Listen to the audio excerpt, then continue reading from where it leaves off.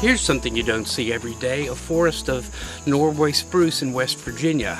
This is a species actually native to Northern Europe, which Norman Walter had planted here in the 1950s when he ventured into the business of farming in Putnam County in the hills along the Lower Kanawha River.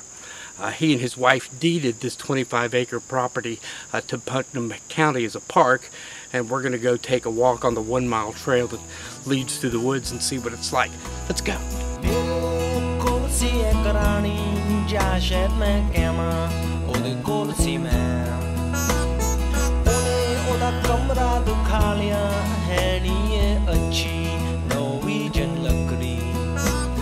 You'll find a lot of tree markers in this park, which are not uncommon in other parks in West Virginia where trees are very important, but here you're in a kind of a botanist and forester's wonderland of sorts. And it's nice to see, for instance, in this case, the black oak and the red oak.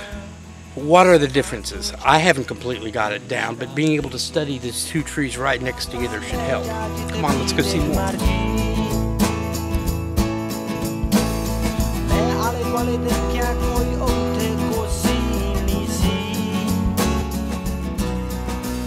As you can see by the sign, if you can read it from here, we're in a Paw Paw patch. Unfortunately, it's going into October, and most of these Paw Paws probably fruited in earlier in September.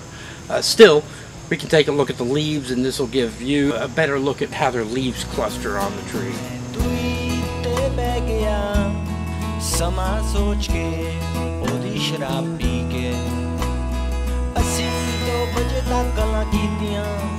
Here's another neat trailside feature, an old watering trough from the days when this was a farm. Some of the first leaves of autumn already fallen into the basin. We're about to enter the spruce part of the forest. If you're used to spruce trees like the red spruce in eastern West Virginia in the Allegheny Highlands, I'm sure you'll recognize them. Of course, we're several hundred miles away here in a much different environment, only a few hundred feet above sea level, so it's a much more humid, warm environment, and it's not where you would expect to see a northern spruce like this, but here they are.